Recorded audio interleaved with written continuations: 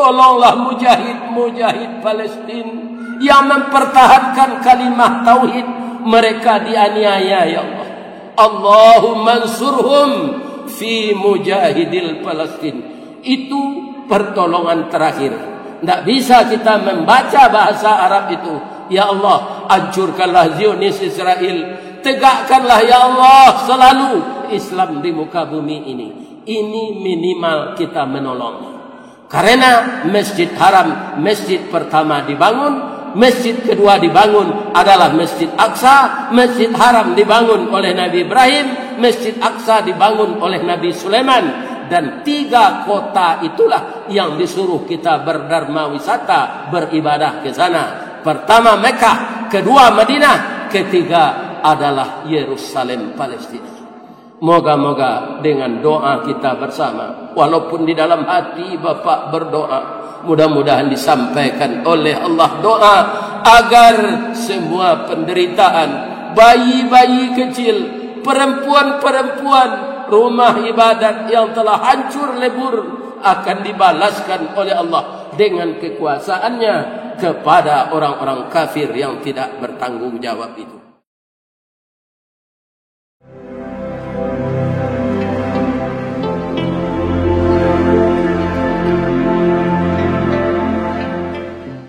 Alhamdulillah alladzi nahmaduhu wa nastaghfiruh wa na'udzu billahi min syururi anfusina wa min sayyiati a'malina. Man yahdihillah fala mudilla lahu wa man yudlilhu fala hadiyalah.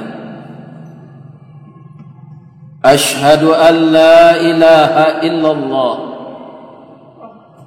wahdahu la syarikalah wa ashhadu anna Muhammadan abduhu wa rasuluh sallallahu alaihi wasallam la nabiyya ba'dah. Allahumma fasalli wa sallim ala hadzal nabiyil karim wa ala alihi wa sahbihi ajma'in. Amma ba'du, fa ya ayyuhal muslimunal hadirun, inni usikum wan nafsi wa iyaya bitaqwallah wa ta'atihi faqad fazal muttaqun. Ittaqullaha haqqa tuqatih wa la tamutunna illa wa antum muslimun. Qala Allah subhanahu wa ta'ala fi kitabihil karim, A'udzu billahi minasy syaithanir rajim. Bismillahirrahmanirrahim. Wa qadayna ila bani Israila fil kitab la tufsidunna fil ardi marratain wa la ta'lunna 'uluwan kabira.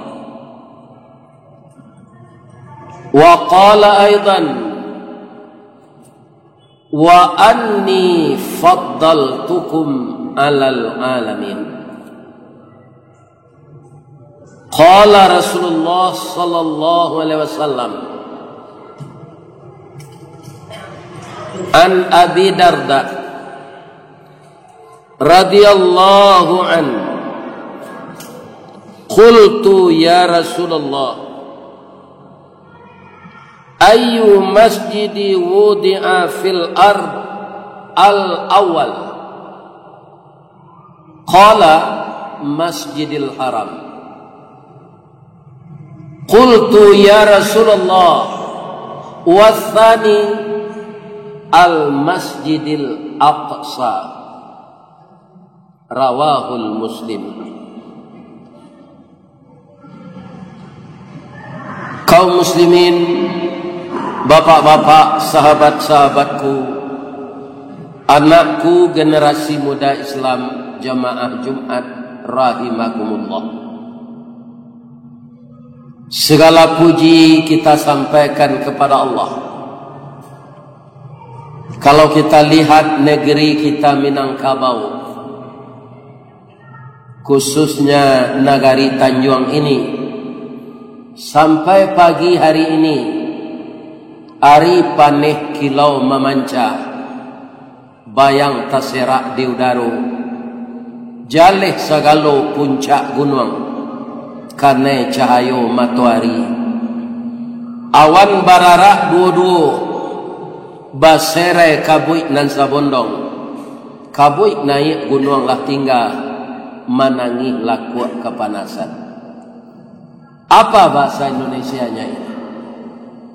Ketika kita hidup masih sehat ini, kita berwajah cerah dan bertulang kuat.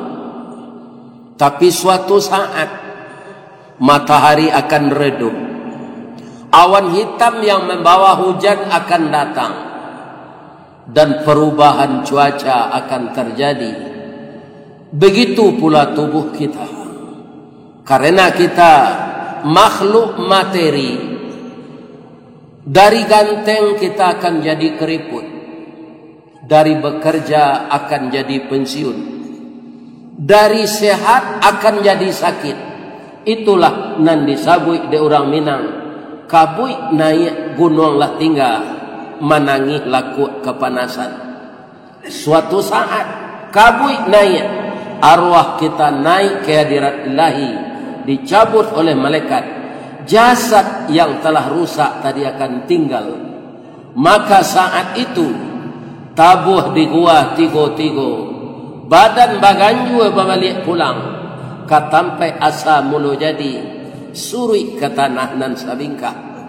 Badarunlah aye pamandian, balasi bunyi cabiak kapan, dikocong di kabek limo, langkuk si tanggi aye bungo. Bararak badan ke surau, tibo di surau dibujurkan, mair yang salat ampe takdir. Sudah tu menuju ke pusaro, iyo ke pandam pakuburan, tagolek di liang lahat, tanah sabingkah bapa kalang, mair yang madok kabilat, di bateh papan nan saalai. Badoroh tanah penimbunan, tatagak mejan nan duo, manyalo siput yang hitam, doa dibaca penghabisan, kubur tertimbun orang pai. Saat itu yang mengiringi kita ke kubur itu ada tiga. Itu kata Rasulullah, yatba'ul mayt salasun. Yang mengiringi mayat ke kubur itu tiga.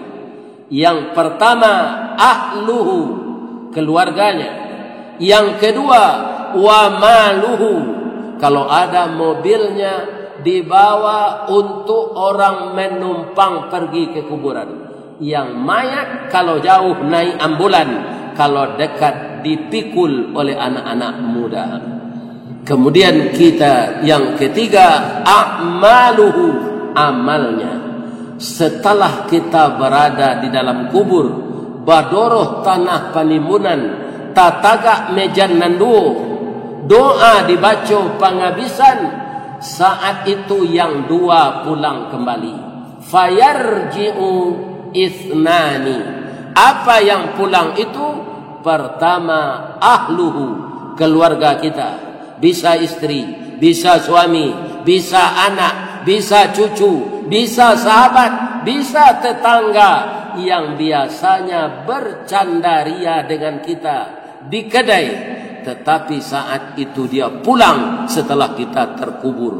Kemudian maluhu, harta kita pulang, mobil apa saja yang dibawa oleh keluarga kita pulang kembali, supaya kita sadar wa yabqa ma'ahu. Apa artinya wa yabqa ma'ahu? Yang tinggal beserta si mayat tadi apa? a'maluhu, amalnya. Kaum muslimin yang terhormat, apa yang saya sampaikan ketika masuk masjid kepada bapak yang duduk di belakang dan diulang 2 kali oleh pengurus ketika memberikan pengumuman sebelum Jumat, itu adalah amal. Kalau bapak awal tiba di masjid, jangan duduk di belakang, majulah ke depan. Sebab kalau bapak di belakang, kemudian bapak salat sunat, kemudian ada orang melintasi, maka lebih baik orang tadi menunggu 40 tahun selesai salat orang tadi baru dia melintas.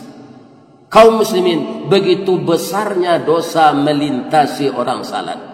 Tapi kenapa kita dilintasi oleh orang lalu? Itu kesalahan kita karena duduk di belakang.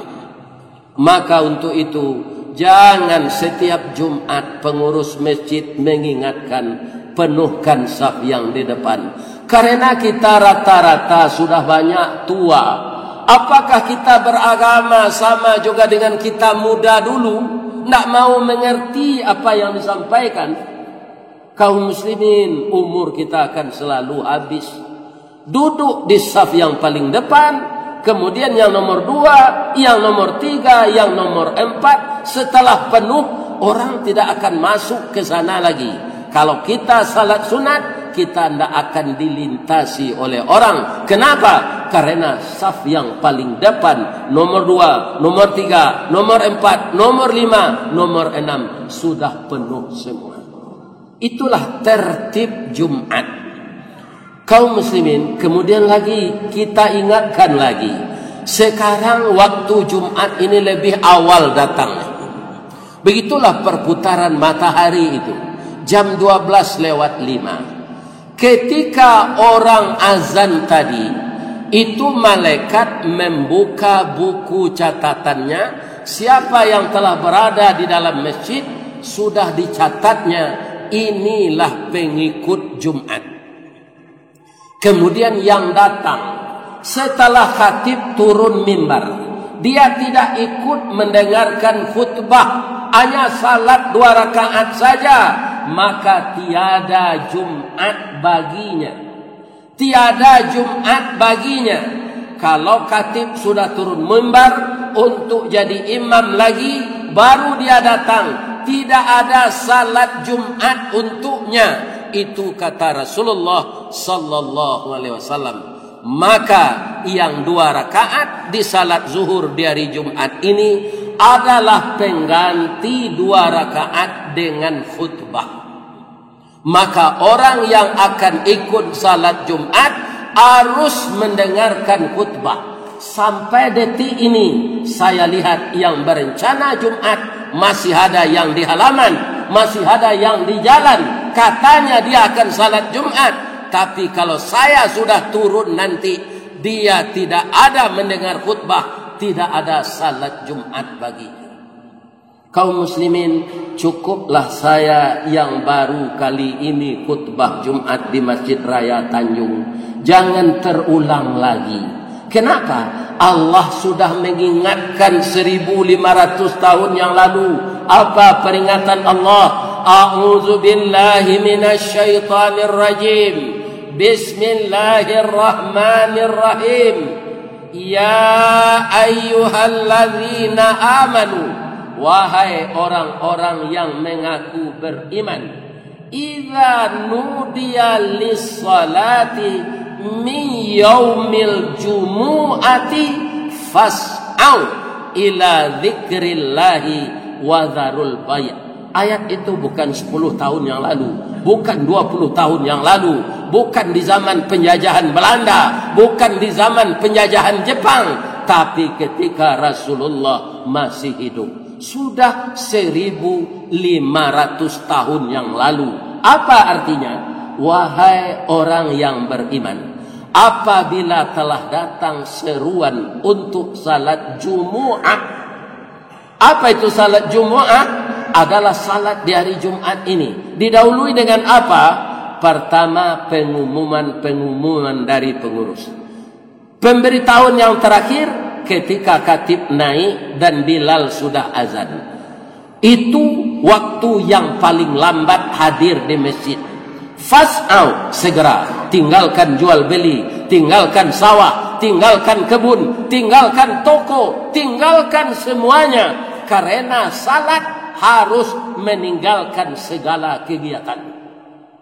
Kalau bapak puasa, boleh tidur sambil puasa. Sesudah bapak membayarkan zakat, bapak ngantuk, boleh tidur. Sesudah membayarkan zakat, bapak pergi dharma wisata, boleh. Tapi ketika salat, semua kegiatan harus dihentikan. Apabila Allah telah menyeru dengan suara yang dikumandangkan oleh Bilal, perkenalan pertama itu apa? Allahu Akbar, Allahu Akbar. Artinya apa? Pekerjaan kecil, pangkat kecil, tugas kecil, dunia kecil, apa yang kita miliki kecil, saat itu yang besar Allah. Maka engkau segeralah menghadiri masjid. Itu sudah 1500 tahun lalu. Kita jamaah Jumat ini ada yang telah berumur 90, ada yang telah 80. Apakah tidak membaca ayat ini selama ini? Itu pertanyaannya.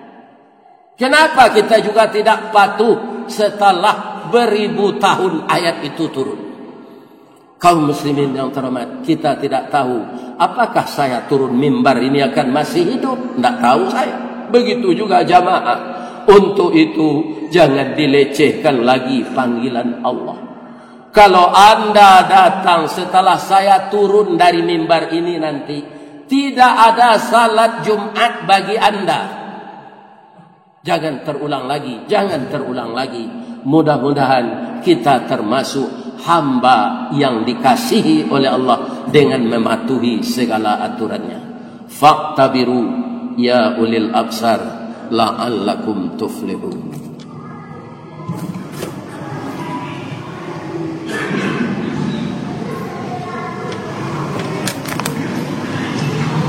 Alhamdulillah alladzi arsala rasulahu bil huda wa dinil haqq liyudhhirahu 'alad dini kullih walau karihal musyrikun. Asyhadu an la ilaha illallah wa asyhadu anna Muhammadar Rasulullah sallallahu alaihi wasallam. Allahumma shalli ala Muhammad wa ala ali Muhammad.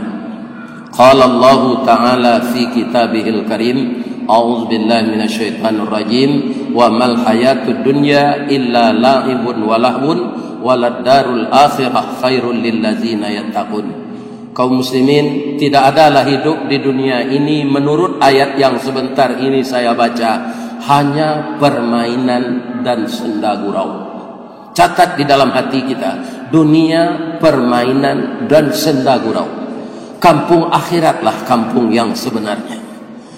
Coba kita hitung, Nabi Muhammad umurnya hanya 63 tahun. Dia dalam kubur sekarang 1500 kurang 63, sudah 1437 tahun. Hari belum juga kiamat. Sudah 1437 tahun dalam kubur. Di dunia 63 tahun. Untung saja dia Nabi. Kalau kita tidak taat kepada Allah, 1437 tahun diazab setiap menit di dalam kubur. Memang ini gaib, tidak ada yang tahu ini di dunia kecuali binatang. Kalau manusia tidak diperdengarkan azab kubur itu, tapi ayam, burung didengarnya azab di dalam kubur itu. Coba bayangkan, hari belum juga kiamat kita diazab terus karena ketidakpatuhan kita. Maka hidup di kubur menunggu hari kiamat lebih lama dari hidup di dunia ini. Yang saya sekarang sudah 71 tahun. Tapi kalau saya mati, apakah 3000 tahun di dalam kubur? Apakah 10.000 tahun? Saya tidak tahu. Kapan hari kiamat? Tidak ada satu pun yang tahu. Para jemaah, maka dalam khutbah yang kedua ini saya sambilkan, kenapa kita harus menolong Palestina? Orang Israel sudah dikatakan oleh Allah berbuat binasa di muka bumi, ayat yang saya bacakan tadi 2 kali. Dahulu di zaman Nabi Muhammad di Masjid Nabawi, tapi berhasil diusir. Sekarang di zaman kita ini, setahu saya, belum umur saya 35 tahun, itu Israel sudah menjajah Palestina. Para jemaah, namun demikian, nanti Islam itu akan dimenangkan oleh Allah. Tapi sebelum dimenangkan, Israel akan merajalela untuk menghancurkan umat Islam. Apakah targetnya Palestina saja? Tidak, seluruh Hijaz. Mana yang Hijaz? Hijaz itu di zaman Nabi, semenjak dari Mesir, Yordania, Abu Dhabi, yang sekarang sudah terdiri dari republik dan kerajaan-kerajaan kecil, negara kaya minyak, semuanya itu akan diambil oleh Israel. Tapi itu tidak akan sampai.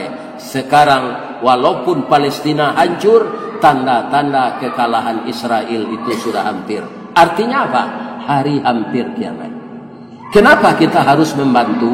Kalau kita Indonesia mengatakan bahwa penjajahan di muka bumi harus dihapuskan, itu Undang-Undang Dasar 45. Karena tidak sesuai dengan pri kemanusiaan dan pri keadilan. Itu dasarnya kita orang Indonesia ini. Ada orang orientalis di Indonesia ini, orang munafik.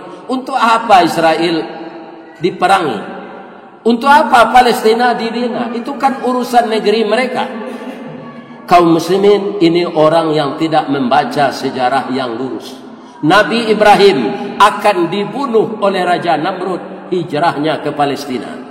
Nabi Musa akan dibunuh oleh Fir'aun, hijrahnya ke Palestina. Maka Palestina, Yerusalem itu adalah kota suci ketiga umat Islam. Masjid Aqsa tempat take off-nya Rasulullah ketika Isra Mi'raj. Subhanalladzi asra bi'abdihi lailan minal masjidil haram ilal masjidil aqsa.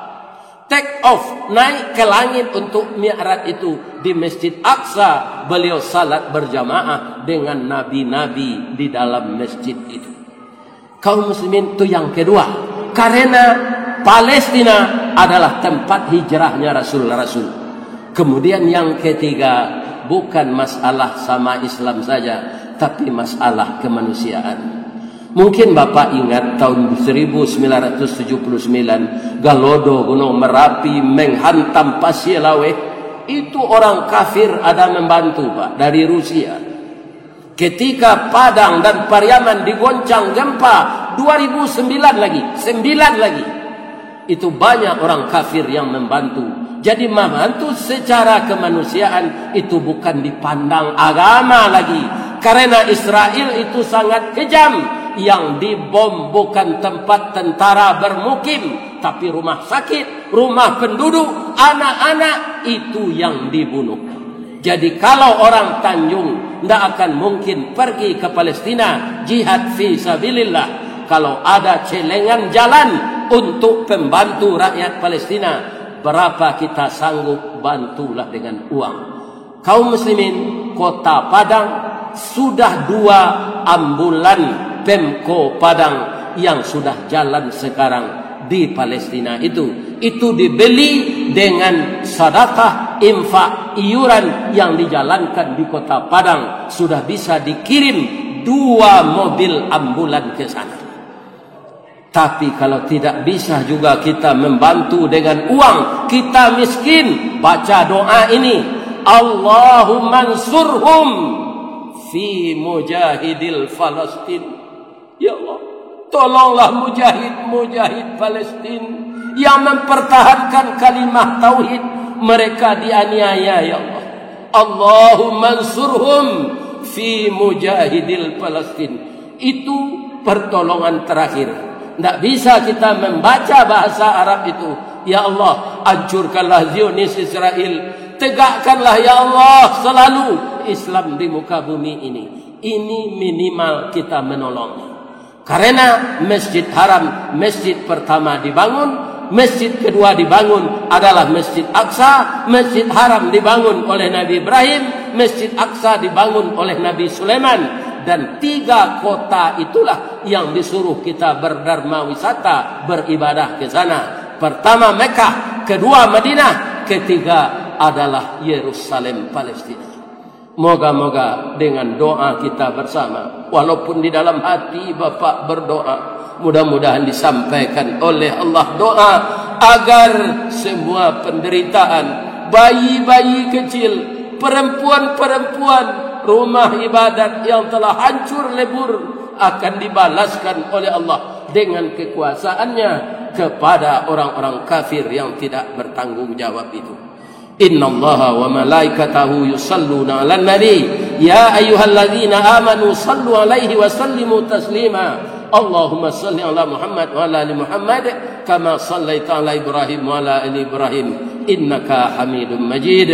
Allahumma ighfir lil mu'minina wal mu'minat wal muslimina wal muslimat al ahya minhum wal amwat innahu qaribun mujibud da'wat ya qadiyal hajat ya rabbal alamin. Allahumma ansurhum fi mujahidil Palestin. Allahumma ansurhum fi mujahidil Palestin. Allahumma ansurhum fi mujahidil Palestin. Rabbana waghfir lana dhunubana wa liwalidina warhamhum kama rabbawna shighara. Rabbana atina fid dunya hasanah wa fil akhirati hasanah wa qina adzabannar. Walhamdulillahi rabbil alamin. Aqimussalam.